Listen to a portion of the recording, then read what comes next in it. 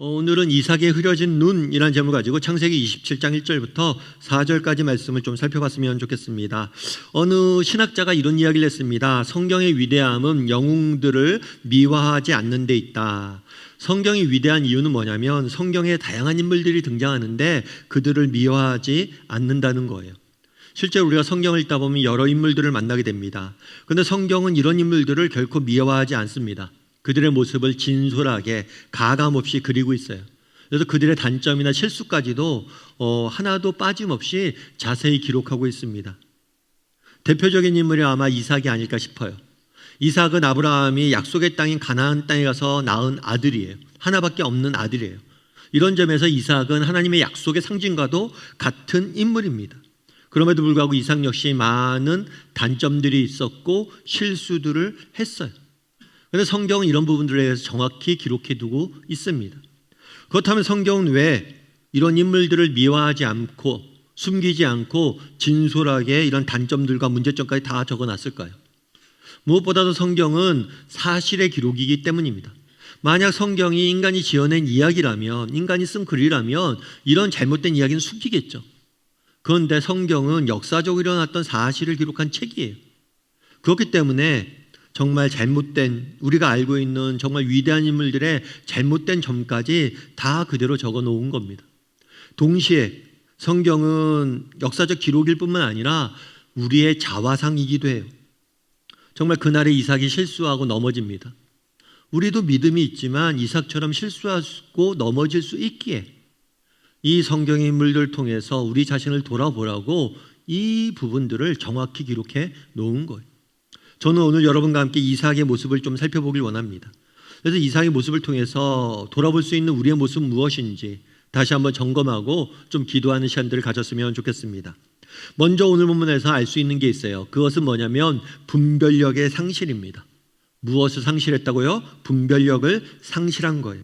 우리 1절부터 2절까지 말씀을 같이 한번 읽어보면 좋을 것 같습니다. 같이 한번 읽도록 하겠습니다. 이삭이 나이가 많아 눈이 어두워 잘 보지 못하더니 맏아들 에서를 불러 이르되 내 아들아 하매 그가 이르되 내가 여기 있나이다 하니 이삭이 이르되 내가 이제 늙어 어느 날 죽을지 알지 못하니. 이삭이 나이가 많이 들었다라고 성경은 이야기합니다. 나이가 많이 들자 눈이 어두워졌다, 그래 잘 보지 못한다라고 이야기합니다. 그런데 이 눈이 어두워졌다라는 표현은 단순히 육체적인 시력의 약화, 저하만을 의미하지 않아요. 실제로 나이가 이삭이 많이 들었고 눈이 잘 보이지 않았던 것 같아요. 그런데 성경에서 눈이 어두워졌다는 것은 단순히 육체적 눈이 어두워졌다는 것을 의미하지 않습니다. 그럼 무엇을 의미할까요? 마음의 눈, 영혼의 눈이 어두워진 거예요. 다르게 말하면 분별력이 떨어진 것입니다. 사실 우리가 이 땅을 살다 보면 육체적 눈이 어두워질 수 있죠. 그런데 정말 문제는 육체적 눈이 어두워지는 게 아니에요. 마음의 눈, 영혼의 눈이 어두워지는 거예요. 그 당시 이삭은 육체적 눈이 어두워졌을 뿐만 아니라 마음의 눈이 어두워졌고 분별력을 상실하고 있었어요. 그렇다면 이삭이 분별력을 상실했던 것을 어떻게 알 수 있을까요? 오늘 본문에 보면 이삭이 이런 얘기를 합니다. 이삭이 에서에게 이런 얘기를 해요. 내가 이제 늙어 어느 날 죽을는지 알지 못하니. 이삭이 에서한테 얘기한 거죠. 에서야, 내가 이제 나이가 들어서 언제 죽을지 모르겠다라고 이야기를 합니다. 그런데 이 말을 할 때 이삭의 나이가 몇 살이었냐면 137세였어요. 여러분, 137세는 적은 나이가 아니죠. 많은 나이입니다. 그런데 이삭이 실제로 죽은 건 언제인 줄 아세요? 180세예요. 내가 오늘 죽게 되었다라고 이야기했지만 실제로는 40년을 더 살았어요. 40년을 더 살았음에도 불구하고 내가 이제 죽게 되었다라고 놓아버린 거예요. 그 결과 어떻게 됐을까요? 육체는 40년을 더 살았어요. 그런데 성경은 40년 동안 이삭이 뭘 했는지 하나도 기록해 놓지 않았습니다. 내가 죽게 되었다라고 생각하자마자 40년을 육체는 살았지만 이 40년 동안 어떤 의미 있는 일도 하지 못한 거예요. 다르게 말하면 마음으로 이제 죽게 되었습니다라고 놓자 그 삶은 40년 동안 죽음을 기다리며 무의미한 삶을 살게 된 거예요. 그만큼 분별력이 떨어진 거예요. 내가 언제 죽을지, 어떻게 될지 인생에 대해서 모든 것을 영적인 눈이 어두워진 거죠. 그렇다면 왜 이삭에겐 이런 이야기를 했을까요? 왜 이삭에겐 이런 일이 일어났을까요? 살 날이 40년이나 더 남았는데 왜 나는 죽게 되었다라고 이야기했을까요? 여러분, 메가더 장군을 아마 아실 거예요. 메가더 장군은 6.25 전쟁 때 유엔군 총사령관으로 참여해서 전쟁을 이끌었던 사람입니다. 특별히 인천 상륙작전을 지휘했죠. 그래서 승리를 이끈 장군이에요. 대단하죠. 그래서 인천에 가면 메가더 장군 동상이 세워져 있어요. 그런데 메가더 장군이 인천 상륙작전을 지휘할 때 나이가 70이에요. 나이가 굉장히 많은 날이에요. 여러분, 70에 큰 전쟁을 이끈다는 것은 쉬운 일이 아닙니다. 그런데 메가더 장군이 뭐라고 얘기했냐면 이런 이야기를 했어요. 나이와 관련해서. 사람이 늙는 것은 나이 때문에 늙는 것이 아니다. 사람이 늙는 것은 이상을 버릴 때 늙는다. 다르게 말하면 우리가 언제 늙느냐면 나이가 들어서 늙는 게 아니라 우리가 이상을, 삶의 목표를 잃었을 때 늙는다는 거예요. 이삭이 그랬어요. 야, 이제 죽을 날이 얼마 남지 않았다. 삶의 의미가, 목적을 잃어버린 거예요. 그러다 보니까 40년 동안 살았음에도 불구하고 의미 없는 삶을 산 거예요. 우리가 언제 정말 늙습니까? 목표를 잃어버리기 때문이에요. 그래서 많은 사람들이, 저도 이제 많은 분들 보는데 은퇴한 다음에 급격하게 늙는 사람들이 많아요. 목사님들도 보면 은퇴한 다음에, 은퇴 전까지는 정말 정정한데 은퇴하자마자 뭐예요? 급격하게 늙어요. 왜 그럴까요? 일하는 게 힘들죠. 사역하는 게 힘듭니다. 봉사하는 게 힘듭니다. 아, 이제 좀 쉬었으면 좋겠다 라고 쉬어요. 그 순간 뭐예요? 목표를 잃어버리고 정말 내가 하루하루 살아야 될 의미를 잃어버려서 늙게 되는 거예요. 우리가 일이 힘들고 정말 꿈꾸라, 인생을 목표를 세우고 살아가라, 목표가 없으면 죽는다, 목표를 세워라, 목표를 세우고 그걸 성취하는 것 힘듭니다. 그런데 그게 사라지는 순간 우리는 늙고 병들고 죽는 거예요. 그날에 이삭이 그랬던 거예요. 왜 40년이나 인생을 허비했습니까? 목표를 잃어버린 거예요. 야, 너 더 이상 할 일이 없어. 이제 죽는 것밖에 남은 게 없어. 이렇게 생각하는 순간 늙는 거예요. 그런 면에서 우리도 한번 점검해 봐야겠죠.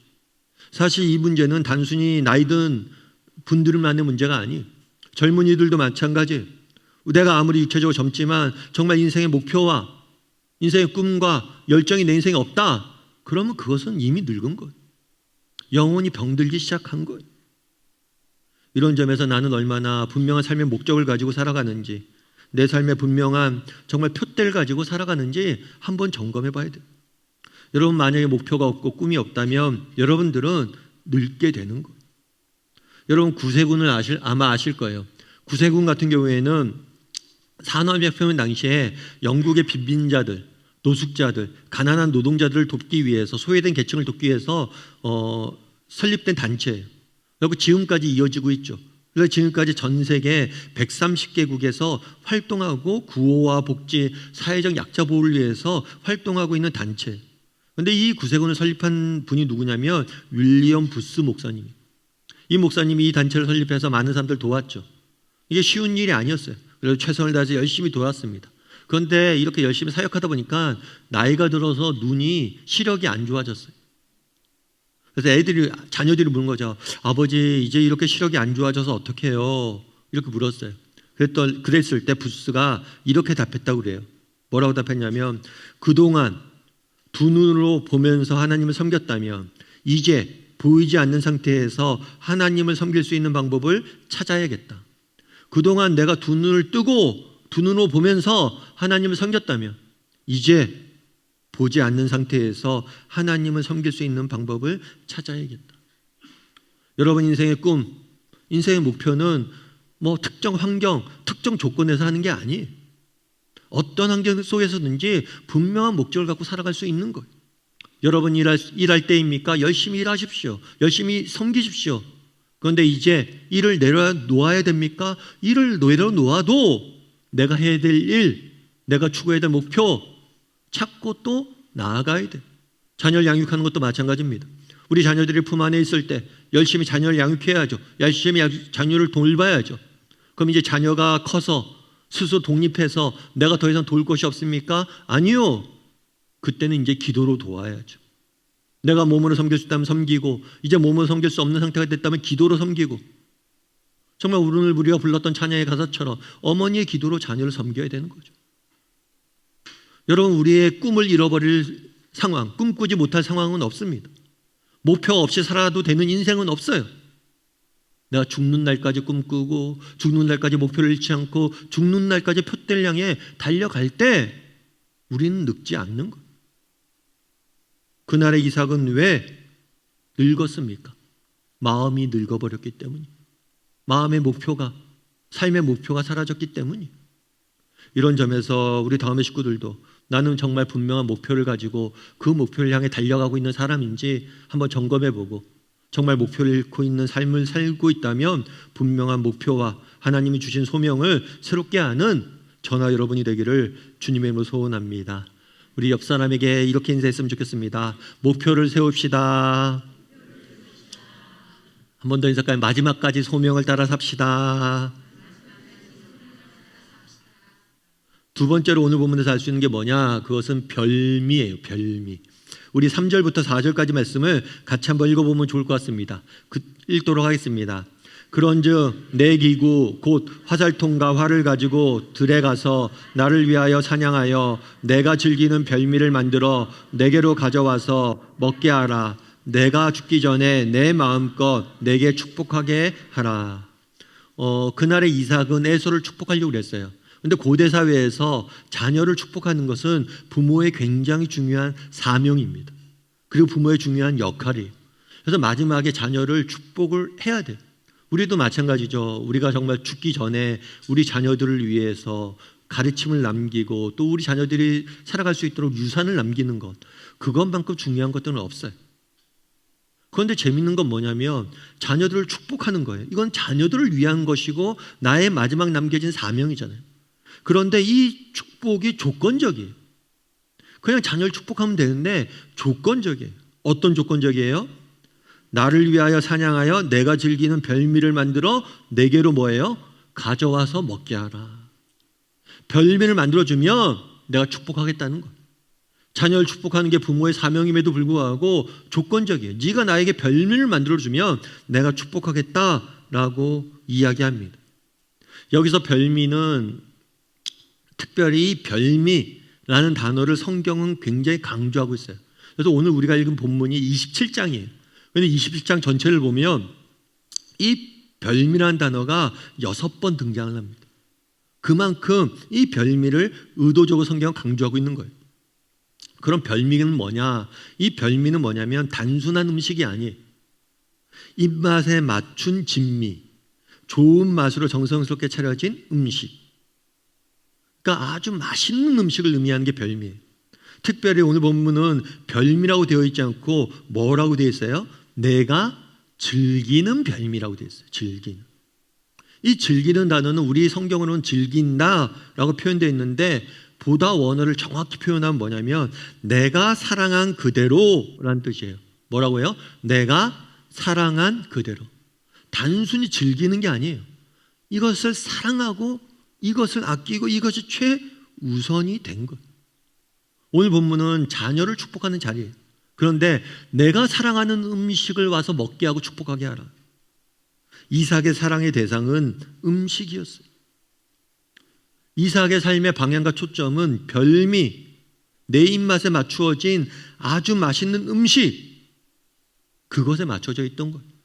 자녀를 위해 축복한다는 이 중요한 일조차도 자신이 사랑하는 것, 좋아하는 거에 근거해서 하길 원했던 거예요.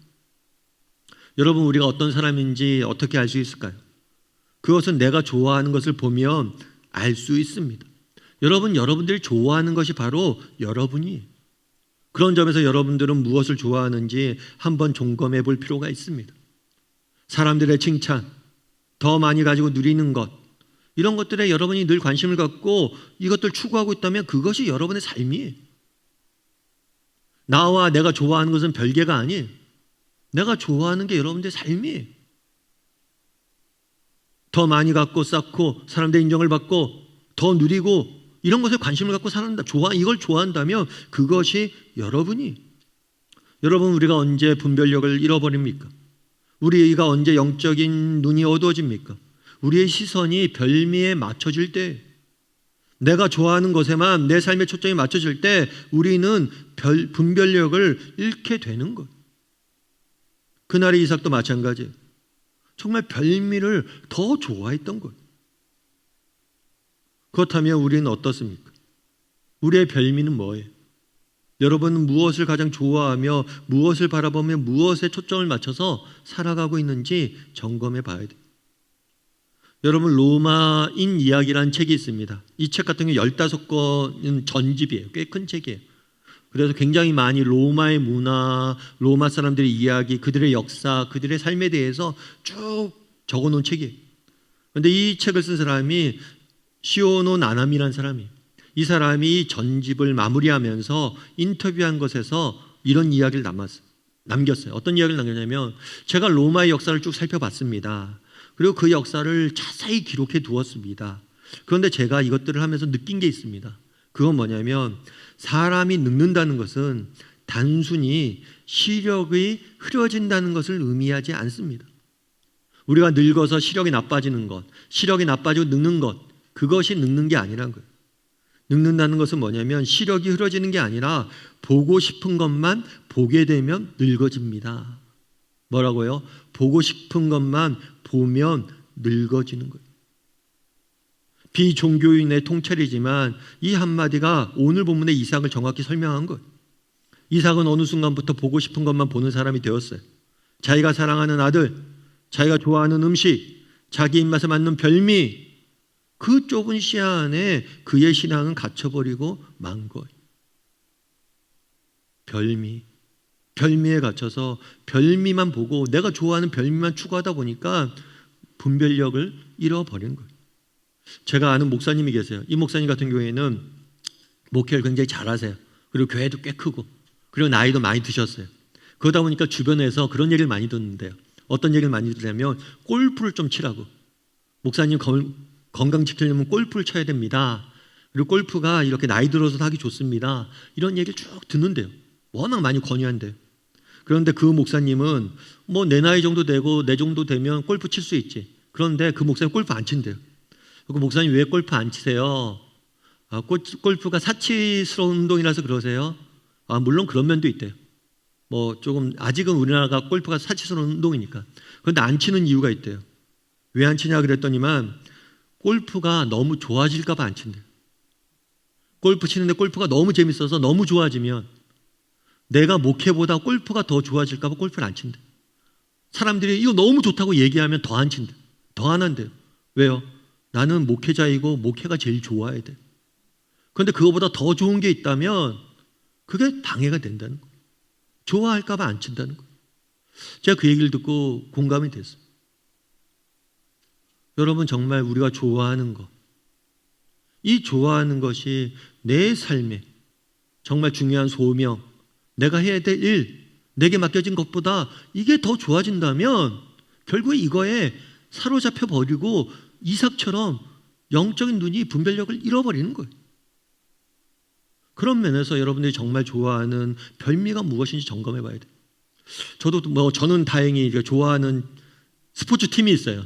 근데 이 스포츠 팀이 스포츠를 못해도 너무 못해요. 그래서 응원할 일이 빠질 일이 별로 없어요. 포스트 시즌도 안 가고 플레이오프도 안 가고 그냥 늘 져요. 그러니까 별미에 빠질 일이 없어요.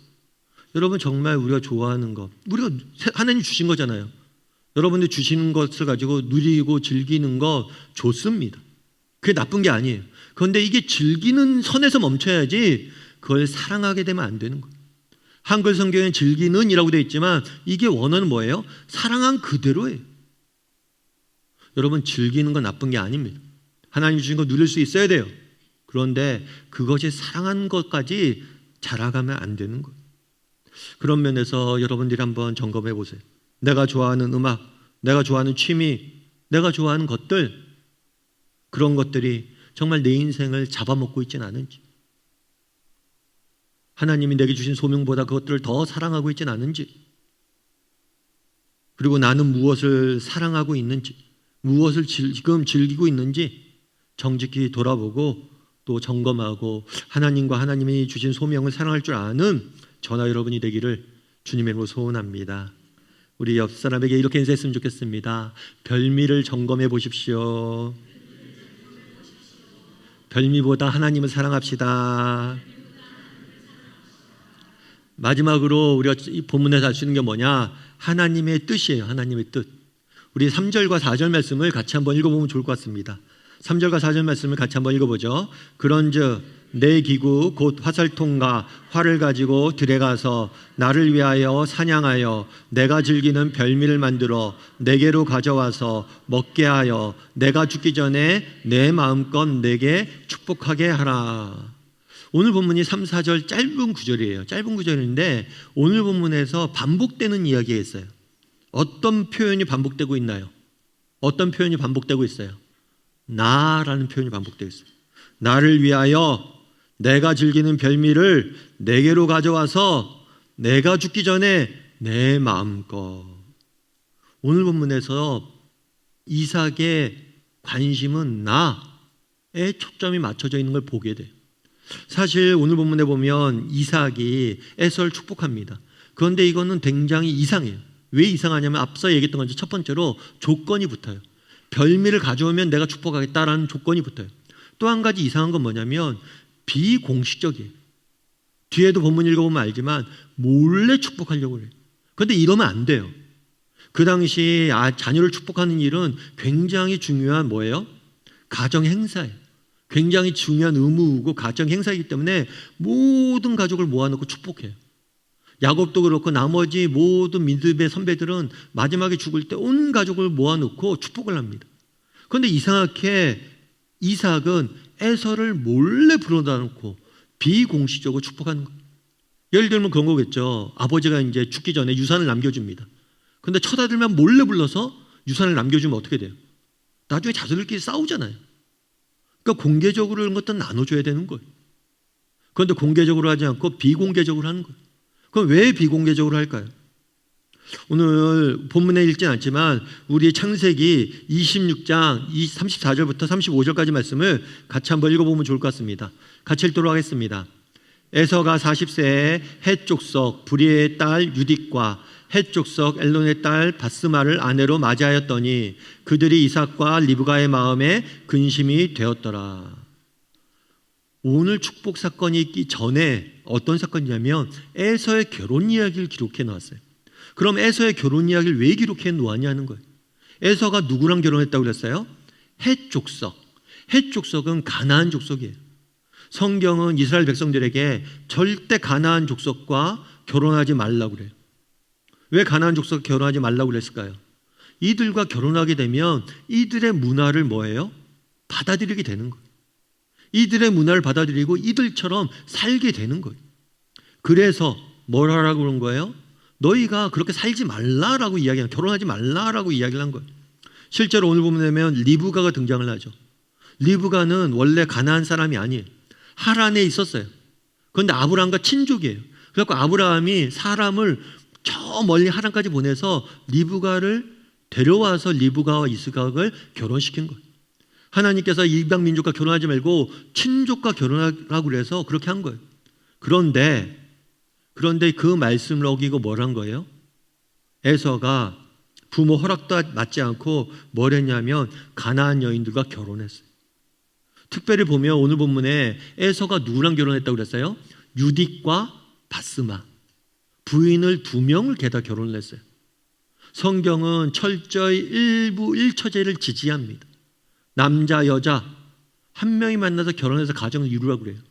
그래서 2명의 여인과 결혼했어요. 이미 가나안의 풍습에 영향을 받은 거예요. 에서는 이미 가나안 풍습에 영향을 받았고 가나안 사람이 되어져가는 과정에 있었던 거예요. 다르게 말하면 에서는 하나님의 언약의 계승자가 될 수 없는 형편이었어요.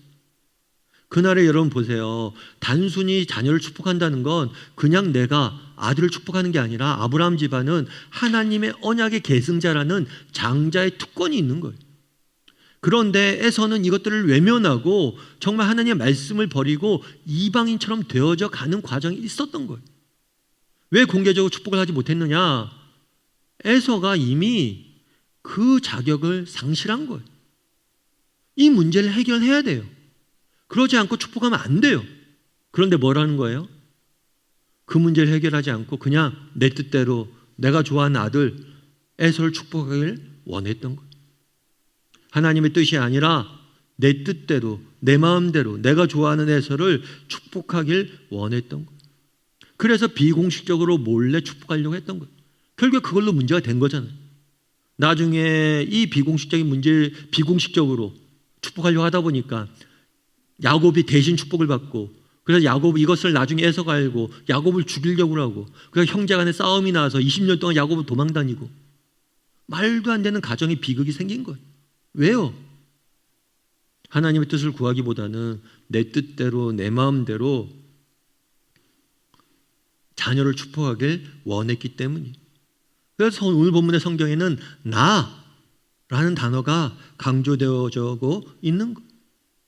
여러분, 진태현 씨라는 배우가 있어요. 이 배우 같은 경우에는 박시윤 씨라는 배우랑 결혼을 해서 이제 인꼬 부부로, 연예계에 알아주는 인꼬 부부로 알려져 있어요. 굉장히 이제 다정스럽게 이렇게 지내는 거예요. 그래서 저도 최근에 이제 진태현 씨의 이제 간증을 좀 봤는데 그런 얘기를 하더라고요. 누가 물은 거죠. 어떻게 이렇게 다정한 부부 간에 이렇게 다정할 수 있습니까? 지낼 수 있습니까? 그랬더니만 진태현 씨가 비결이 있다고. 어떤 비결일까요? 다정했던 비결. 그거는 우선순위를 바로 해야 된다고. 그래서 자기는 늘 자기보다 아내를 우선시한다는 거예요. 아내를 앞장세우다 보니까 사이가 좋아진다라고 말하는 거예요. 그래서 우선순위를 분명히 해야 된다. 그래서 자기는 늘 자기보다 누굴 앞장세운다? 아내를 앞장세운다. 그러면 어떻게 그렇게 우선순위를 배우게 됐습니까? 라고 질문을 해요. 그랬더니 이렇게 덧붙여요. 그거는 제가 신앙인입니다. 제가 신앙인인데 성경을 읽다 보니까 성경에서는 이렇게 가르친다는 거예요. 무엇보다도 하나님을 제일 우선시해라. 그런 다음에 배우자를 우선시해라. 그 다음에 가족을 우선시해라. 그 다음에 일을 우선시해라. 하나님, 배우자, 가족, 일, 이 우선순위를 분명히 하고 이 순서를 지킬 때 행복이 있다라고 가르친다는 거예요. 그래서 자기는 그렇게 살려고 노력한다는 거고, 그래서 실제로 그렇게 살아보니까 가정이 화평하고 모든 것이 좋다는 거예요. 그런데 단순히 이 우선순위의 문제를 성경에서만 배운 게 아니에요. 이 사람이 자신의 경험을 통해서도 배웠다고 그러죠. 특별히 고난을 통해서. 이 진태현 씨가 최근에 여러 어려움들이 있었어요. 어렵게 생긴 아이가 유산이 됐어요. 뿐만 아니라 자기가 갑상선 암도 걸렸어요. 이런 고난을 쭉 통해서, 이 고난의 시간을 통해서 자기가 깨달은 게 있대요. 이 고난의 시간을 겪으면서 자기가 깨달은 건 뭐냐면, 내가 그동안 고난이 이렇게 닥쳤잖아요. 그때 느낀 게 뭐냐면, 내가 그동안 하나님보다 다른 무엇을 더 세우고 있지 않았나? 이런 고민들을 많이 했대. 그러면서 그 고난의 시기에 내가 그동안 하나님 외에 다른 것을 앞장세웠다면 이제 하나님을 앞장세워야겠다. 하나님을 최우선순위로 놓는 훈련들을 했고, 그러다 보니까 그 힘들고 어려웠던 고난의 시기도 이겨낼 수 있었다라고 이야기하더라고요. 참 공감이 됐어요. 여러분, 왜 우리 인생에 어려움이 찾아옵니까? 왜 우리 인생에 불안과 염려가 찾아옵니까? 왜 우리 인생에 두려움이 찾아옵니까?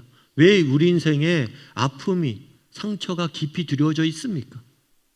어쩌면 우리 인생의 우선순위가 잘못됐기 때문 아니에요. 하나님이 아니라 다른 무엇인가가 우선순위에 앞장서 있었고, 그 결과 내 인생이 조금씩 무너지고 있지 않냐는 거예요. 여러분, 내 인생의 우선순위에 하나님이 뒷전으로 가고 다른 무엇인가가 내 하나님보다 앞장서 있을 수 있습니다. 지금 당장 문제가 안 생길 수 있어요. 하지만 이 우선순위가 틀어지면 조금씩 삶은 무너지게 되어 있는 거예요. 여러분, 고난 중에 있습니까? 어려움 중에 있습니까? 환난 중에 있습니까? 제일 먼저 해야 될 게 뭐냐면 여러분들의 우선순위를 점검해 보세요. 그리고 정말 하나님을 내 우선순위의 앞자리에 더 보세요. 그럼 모든 것이 질서 잡혀집니다. 어떤 것들도 이겨낼 수 있는 거예요. 바라기는 우리 다음의 식구들이 나의 우선순위는 어디에 있는가? 특별히 가정의 달인인데 정말 우리를 위해서 평생 수고했던 부모님들이 내 우선순위에 너무 밀려있진 않은가? 점검해보고 우리의 우선순위들을 다시 재정립할 수 있는 그런 시간이 되기를 주님의 이름으로 소원합니다.